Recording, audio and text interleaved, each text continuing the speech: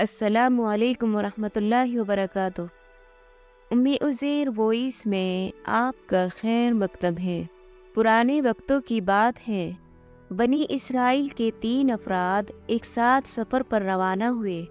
ابھی وہ راستے میں ہی تھے کہ اچانک بارش اور طوفان نے انہیں گھیر لیا۔ وہ طوفان اس قدر شدید تھا کہ وہ گھبرا گئے اور اپنے لیے کوئی محفوظ ٹھکانہ تلاش کرنے لگے۔ تھوڑے ہی فاصلے پر انہیں ایک غار نظر آیا۔ وہ تینوں اس طرف بھاگے تاکہ طوفان سے بچ سکے۔ غار میں داخل ہونے کے بعد وہ بارش سے تو محفوظ ہو گئے، لیکن انہیں خبر نہ تھی کہ اب وہ ایک بہت بڑی مصیبت میں پھنسنے والے ہیں۔ تھوڑی ہی دیر گزری تھی کہ اچانک ایک بہت بڑی چٹان نیچے گری اور غار سے باہر جانے کا راستہ مکمل طور پر بند ہو گیا۔ تینوں مسافروں پر خوف طاری ہو گیا، لیکن پھر ہمت جٹا کر وہ اس کوشش میں لگ گئے کہ کس طرح اس چٹان کو ہٹا سکے۔ انہوں نے سر توڑ کوشش کی، بہت زور لگایا، لیکن ان کی تمام کوششیں ناکام ہو گئی اور وہ چٹان کو ذرہ برابر بھی اپنی جگہ سے ہلا نہ سکے۔ وہ تینوں اب تھک ہار کر بیٹھ گئے اور ایک دوسرے کو مایوسی کی نظروں سے دیکھنے لگے۔ غار میں اب سانس لینا دشوار ہو رہا تھا۔ انہیں اب اپنی موت سامنے نظر آنے لگی۔ انہوں نے آپس میں ایک دوسرے سے کہا کہ ہم نے اپنی پوری کوشش کر لی، لیکن اب خدا ہی چاہے تو ہمیں بچائے۔ اس لیے اب دعا مانگنے کے سوا ہمارے پاس اور کوئی چارہ نہیں۔ ہم نے اپنی زندگی میں جو اچھے کام کیے ان کو یاد کرتے ہیں اور سب سے نیک کام کے ذریعے اللہ سے دعا کرتے ہیں کہ وہ اس چٹان کو ہٹا دے اور ہماری مشکل آسان کر دے۔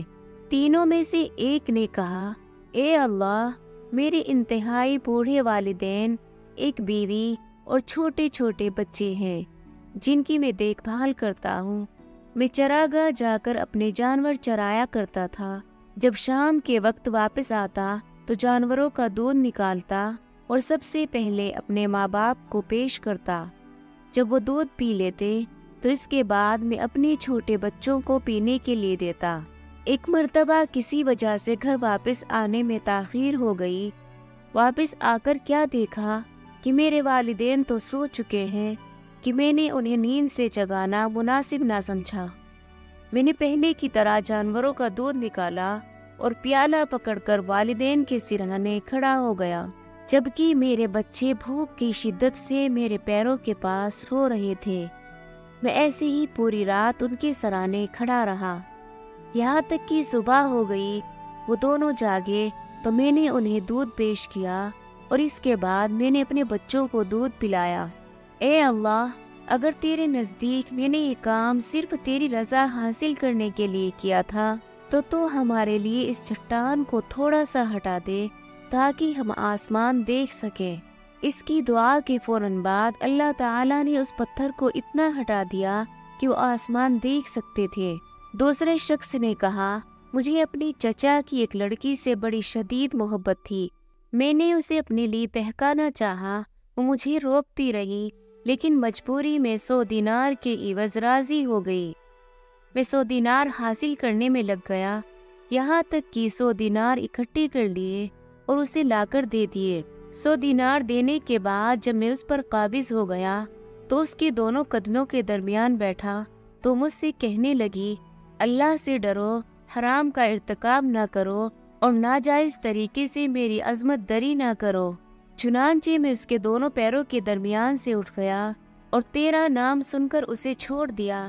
اے اللہ، تو بہتر جانتا ہے، اگر میں نے یہ کام تیری رضا پانے کے لیے کیا تھا تو اس چٹان کو اور بھی ہٹا دے۔ دوسرے شخص کی دعا مکمل ہوئی تو اس کی دعا کے اثر سے چٹان اپنی جگہ سے تھوڑی سی اور ہٹ گئی۔ ان تینوں میں سے آخری شخص بولا، میں نے چاولوں کی ایک خاص مقدار کے عوض ایک مزدور اجرت پر رکھا۔ جب اس نے اپنا کام مکمل کر لیا تو کہنے لگا، میرے کام کے بدلے میری اجرت ادا کرو۔ میں نے اسے اسی خاص مقدار سے چاول پیش کیے، لیکن وہ اسے کم قرار دیتے ہوئے خفا ہو گیا اور وہاں سے چلا گیا۔ میں اس کے حصے کے چاولوں کو کھیتی میں کاشت کرنے لگا اور مسلسل اس سے کھیتی اور خرید و فروخت کرتا رہا، یہاں تک کہ اس سے ایک گائے اور چرواہا خرید لیا۔ پھر ایک مدت کے بعد وہ مزدور واپس آیا اور کہنے لگا، اے اللہ کے بندے، مجھے میرا حق لوٹا دے۔ میں نے کہا، اس بیل اور چرواہے کے پاس جاؤ، یہ دونوں تمہارے ہیں، ان کو لے جاؤ۔ مزدور بولا، کیا تم مجھ سے مذاق کرتے ہو؟ میں نے کہا، میں تم سے مذاق نہیں کر رہا، یہ واقعی تمہارے ہیں۔ بس اے اللہ، اگر تیرے نزدیک یہ کام میں نے تیری رضا حاصل کرنے کے لیے کیا تھا تو ہمارے لیے اس چٹان کو ہٹا کر راستہ بنا دے۔ جب تینوں کی دعا مکمل ہوئی تو اللہ تعالیٰ نے غار کے باقی راستے کو کھول دیا اور وہ تینوں بحفاظت باہر آ گئے۔ دوستو، یہ واقعہ ایک حدیث سے محفوظ ہے اور اسے ہمارے پیارے نبی صلی اللہ علیہ وسلم نے اپنے صحابہ کو سنایا تھا۔ اس واقعے سے ہمیں یہ سبق حاصل ہوتا ہے کہ انسان کی وہ نیکی جو وہ خلوص نیت سے کرتا ہے کبھی رائیگاں نہیں جاتی۔ ہمیں چاہیے کہ ہم جو بھی نیکی کریں، جو بھی اچھا کام کریں، وہ دکھاوے کی بجائے صرف اور صرف اللہ تعالیٰ کی خوشنودی کے لیے کریں۔ دوستو، اگر آپ کو آج کی یہ ویڈیو پسند آئی ہے تو اسے لائک کریں، کمنٹ کریں اور ہمارے چینل ام عزیر وائس کو سبسکرائب کریں۔ شکریہ۔